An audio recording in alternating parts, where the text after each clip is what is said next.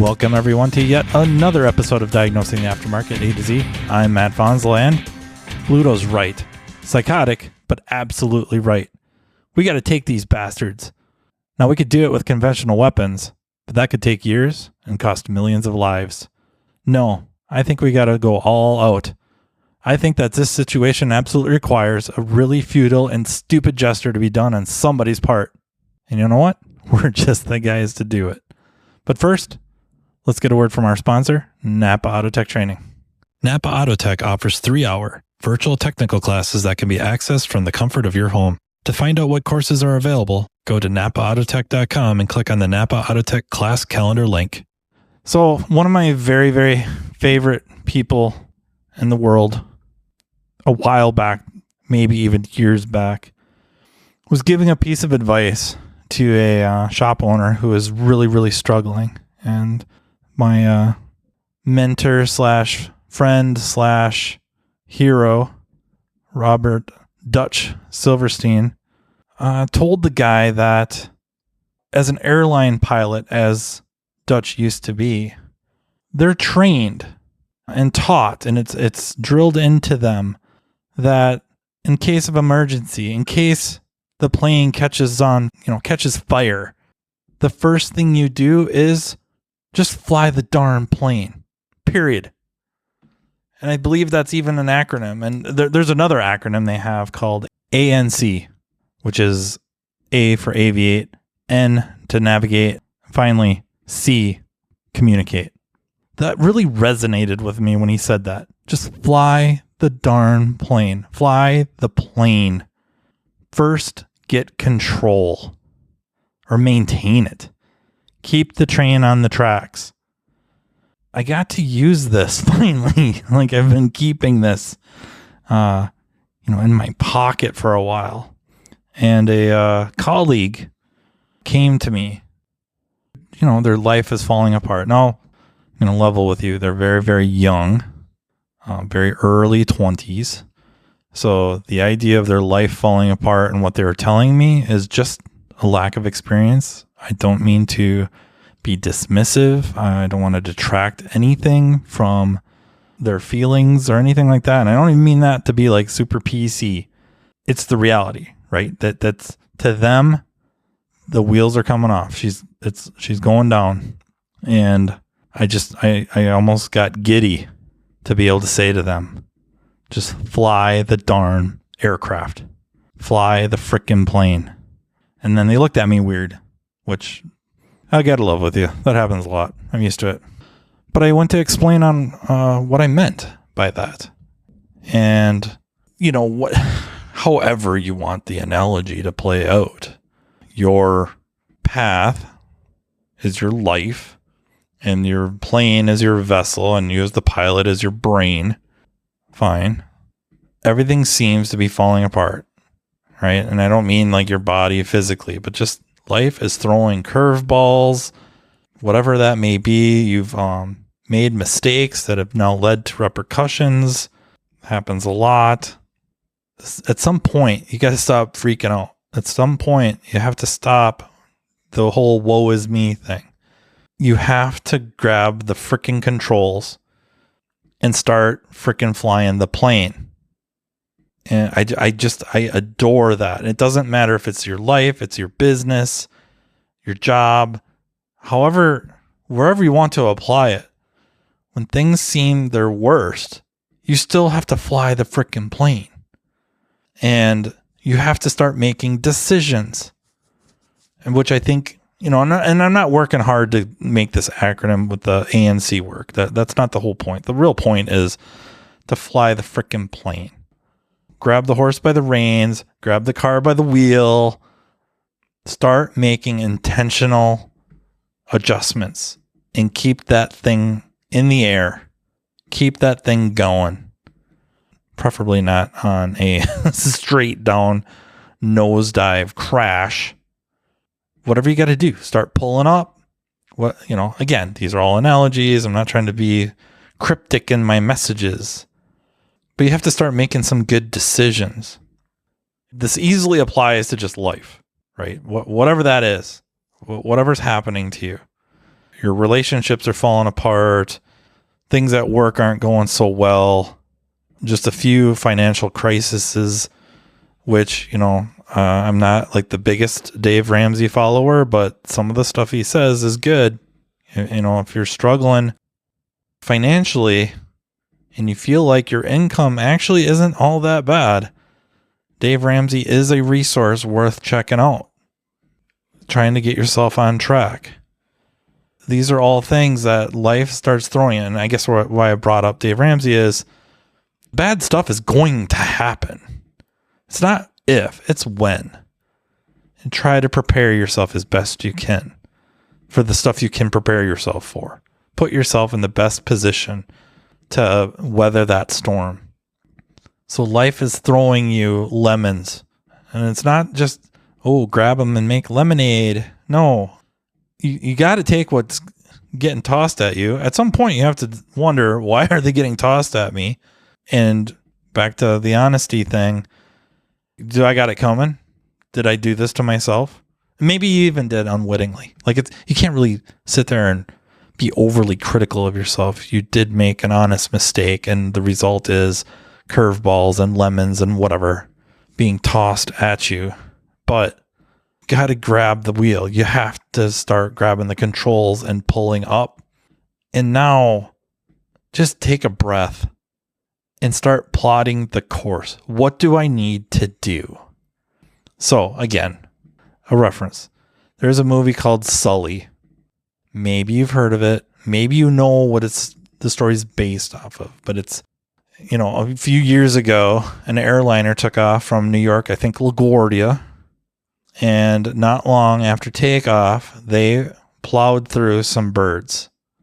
And it must have been an exorbitant amount or just a freak failure, but they lost both engines. Again, that is not common, but they have protocols, which is the first thing was fly the frickin' plane, or in their case, glide. But that's what they're doing. And then there's a book that they flip through to try to reignite, go through that process. That wasn't going to happen. And then getting information, sending information and communicating to the tower, what happened, what's going on, and just taking in all that information. They have to make a decision. Can they turn around and make it back to the airport and land? Can we do that? Let me gather some information. No. Altitude, speed, ain't happening. Okay. I think they had an alternative airport to try to get to. That wasn't going to happen. It became readily apparent they were going to have to land this in the Hudson. And the pilot, I think it's Mr. Sully, turns to his co-pilot. It's like, can you think of anything else? And he couldn't. And they ended up landing in the Hudson. And either due to experience, skill, luck, all of it, they landed in the Hudson and no one gets hurt. Airliners, when they don't break apart, can float for quite some time. It's kind of ultimately a happy ending, happy story. Well, in your life, the same thing can happen. Just bombs. You're just getting hit with bombs. What do I need to do? Can I make it back to the airport? These are the things I need to do. I need to be there for my family. I need to keep my job. I need to go get help. I need whatever that is. I need to reach out to this person. I need to be there for this person. Now, information gathering. And maybe there's not a ton to gather. Maybe there is. Open book scenarios. Gather the information. What do I need to do to accomplish it? And then start making the course corrections. So, twisting this a little bit, not talking to this colleague anymore after I've told them to start flying the frickin' plane, and them understanding what I'm saying and really kind of being able to step back and go, yeah, you're right. And they didn't really say that. It's just, all of a sudden it's like, oh, I know what I got to do. And different conversation with a coworker, and kind of like doing a review, if you will. They've been with us for a few months and trying to get an assessment. Like, what is your 5-year plan? What is your 10-year plan? Where do you want to be? What do you want to be doing? Both in the shop and outside of the shop. But let's focus on in the shop. Okay, in 5 years, I want to be what we would say like a mechanical specialist, or more of a, I think using more old school terminology, maybe like a high C, low B tech, but working on becoming more and more that mechanical specialist. That's what I want to do. What are you doing to get there? Well, I'm coming to work every day. That's a start. Like, I don't want to be just totally dismissive, but is that enough? Just showing up to work, putting in your 8 hours a day. Is that enough to get where you want to go? And there's some of you out there, that was more than enough. You could do that, no problem. A lot of us, that was not the case. My perspective to be a technical specialist, diagnostician, getting involved with technology, that was way more than 8 hours a day. At work and not at work, at home. So it was not an 8 to 5 thing. Many, many, many hours. And much smarter people would not have needed that much time. But it's being aware. What do I need to do to get where I want to go? And finding, for me, it was mentors. There was people I wanted to be like, or more like. I wanted to be more like Jim Wilson. I wanted to be more like Randy Burnclaw. I wanted to be more like Harvey Chan. I wanted to be more like Matt Ragsdale, and many, many more. That was the level I was shooting for. I wanted to be more like John Thornton. I wanted to be more like Scott Mann. I wanted to be more like John Riggle. I wanted to be more like Cassie Beach. I wanted to be able to think on those levels. Not saying I ever reached it. I don't know. I don't think I have. But those were the sights I set. Those were the goals I set. That's where I wanted to be. Honestly, even if I didn't hit it, I don't think I get to where I am without that drive to want to be like that. So that was the course. The course I set required that of me. I had to be honest with myself. I wasn't going to be able to do it just 8 to 5 at work, or longer, 8 to 8 when you're young, before you have kids. 12 hours a day is nothing. You probably even enjoy it. I did. Then I needed more. I needed other input. I needed to, just sitting online with these guys back in IETN's heyday and just seeing how far I had to go. Like, coming in thinking like I was pretty good and finding out I was not. So not. And swallowing that pill and then setting up the course. And sure, going with the analogy of your plane falling apart doesn't really fit, but definitely navigating, like, this is the course I got to take. I got to be honest with myself to get where I want to go. I think this is the course, and putting myself on that course and following through, and then course correcting as I needed. Maybe I picked up some stuff pretty quickly. Other stuff, maybe not so much.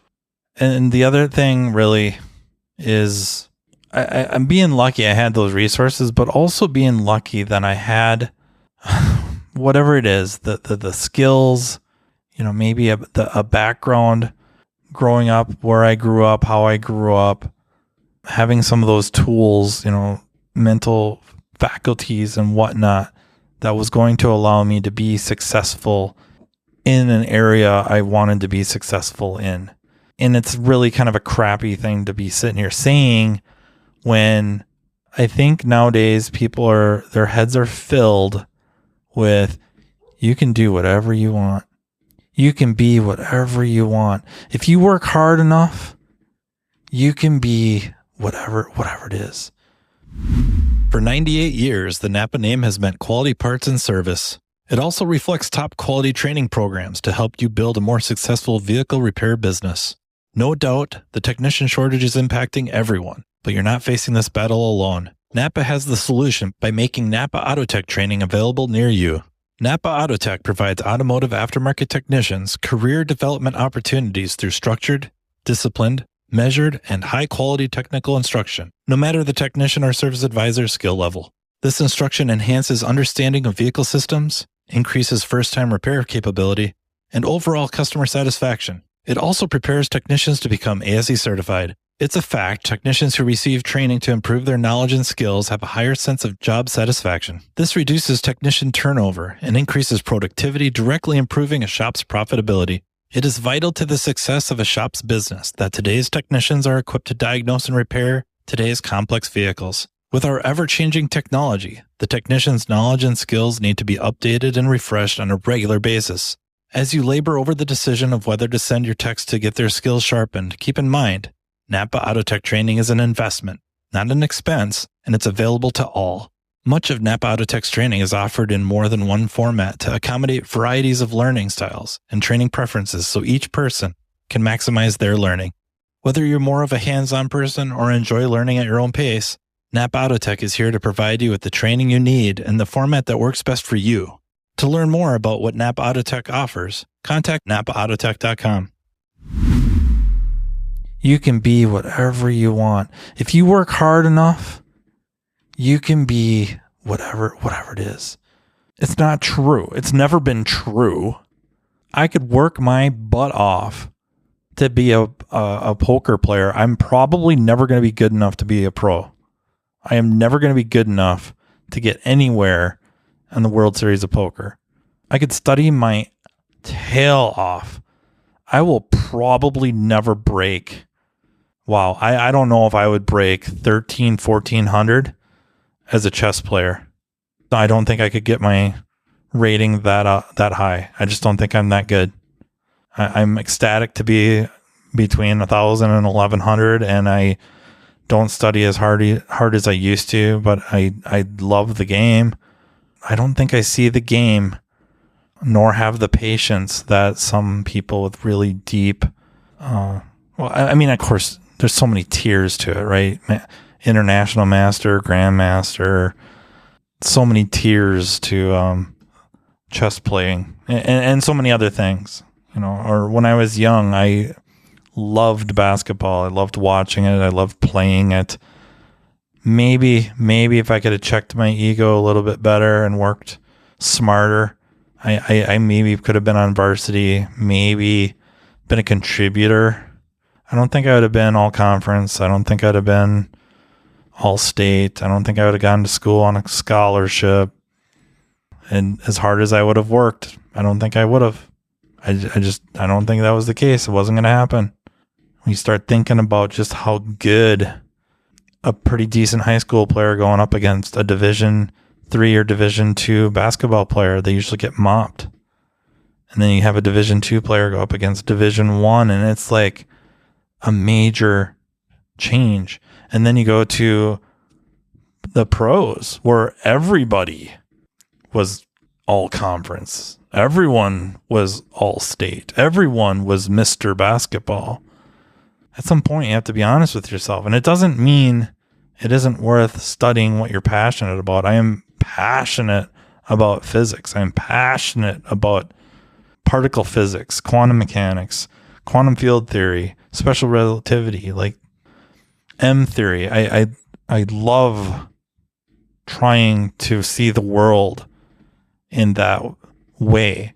I don't think it would have mattered how hard I studied. I was never ever going to be working at the Large Hadron Collider. I was never going to be at Fermilab. I just don't see that. And maybe I'm selling myself short. I don't know, but I just don't see it. We have to be honest with ourselves. And part of navigating, part of flying that plane, especially when we're talking about our careers, is finding out what you're really good at.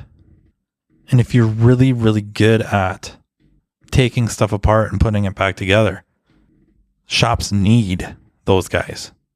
We need those people. they make shops a lot of money, and they themselves, the techs, do or should be making a great deal of money because of it.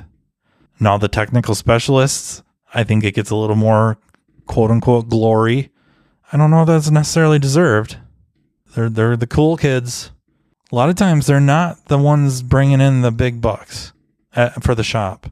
Some of them get paid big bucks, but they do definitely help immensely with reputation. Of course, they're making the shop money, of course. And you need everybody, right? This is a machine. You need all the parts. They work together.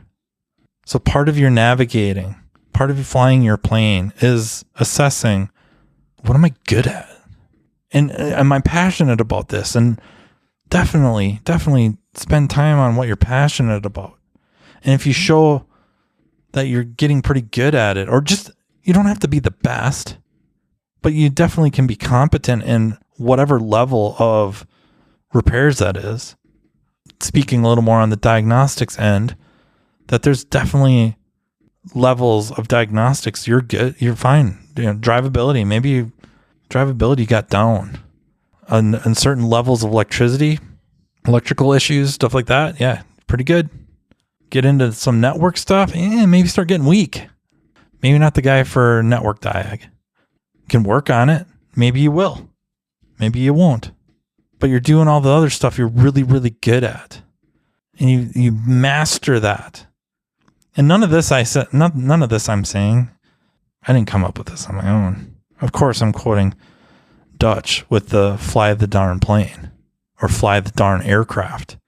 But also this idea of figuring out what you're really good at and mastering it, especially in this field. That's not mine. I'm totally stealing this from a gentleman named Scott Galloway. And I would heavily recommend looking into him. But he's right. So many young people, I think just the generation just after mine, or, younger. Like I would name my brother, who's 7 years younger than me. Almost their entire school career has been, you can be whatever you want. You can grow up to be anything. And I think it's miscommunicated. Like it's misunderstood.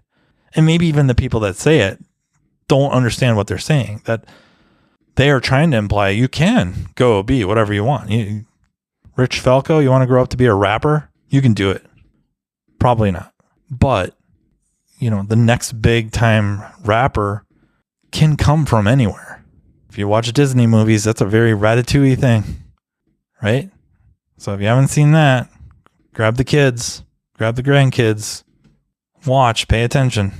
I think Mr. Rogers once had to try to clear that up, where he was in an interview and he preaches, and no pun intended. We know he was a pastor. I didn't mean that to be punny, but he was very consistent with children specifically that you are valuable. You have a terrific amount of value. And this interview, he was the interviewee. The interviewer was trying to take that and twist it into these people have value, therefore, they should be making way more money. And he's like, you can't confuse your value as a human being with your value as an employee. And I don't mean that to just devalue everyone. That should be, like we talking, working towards mastery, getting very good at what we're doing, that we become extremely valuable. We put pressure on management, ownership to have to keep us because shops are dying for competent techs, competent mechanical specialists, competent technical specialists. They're crying for them. They need them. You're in demand. That drives value up. So you just have to level with yourself. What are my skills? What are my innate abilities going to allow me to do at a high level? And then can I grow them, expand them, move into a new area or a different area, and maybe one I'm more passionate about. And that's, again, why are we all so passionate about diagnostics? Like, why can't we be passionate about repair? Like taking it apart, putting it back together, fixing stuff. That's something many are passionate about. There shouldn't be this just odd pressure to move into the technical. But if you are, by all means, there's so many resources out there to try to evolve into it. And if your skills and innate talents and abilities allow you to excel in that, well, great. But if they don't take it hard. Stick with what you're really, really good at and become a master at it. And you will be extremely valuable. So yeah, this is really about, yes, if things seem rough, you have to fly the frickin' plane. You have to fly the aircraft. Then when you've got a hold of the controls, start looking to where you're going. Where do you want to go? Where are you heading right now, and where do you want to go? And do you have the ability? Do you have whatever it is to make it? And if you're flying a 747 and you want to get to the moon, it ain't going to happen. But getting up to 40,000 feet, that ain't so bad either. Enjoy the ride. If you're aiming for the Caribbean and you've got her, assuming you're in the US like most of us, and the plane's flying north, got to grab the controls. Got to start steering that thing around. You may not be able to just jerk the wheel and whip a 180. It might be a big, slow turn, but it's one you got to do if you want to get to where you want to go. So just fly the darn aircraft, period. Hope you got a kick out of this. Hope you enjoyed this take and see where I was heading with it. If you have ideas for topics for future episodes, please don't hesitate to reach out to me. You can email me at mattfanslowpodcast@gmail.com. If you want to be a guest, again, send another email. I would just like to take a moment to thank you all for listening. Thank you for all the notes and just always checking up on me and the family. I would just say Danielle's doing great. High 90% back to normal. And Dad, it's amazing watching a walking, talking miracle. That's all there is to it. Tough to wrap my head around. But I do appreciate those emails and messages and whatnot, checking up on everybody. And I would just like to thank the Aftermarket Radio Network and NAPA Autotech Training for sponsoring. And until next time, take care. You've been listening to Matt Fanslow, diagnosing the aftermarket A to Z on the Aftermarket Radio Network. Follow Matt on your favorite listening app. He's very interested in what you have to say. Let him know what you'd like him to cover and come on the show. Matt is all for advancing the aftermarket. Find Matt Fanslow on social media and connect or on aftermarketradionetwork.com.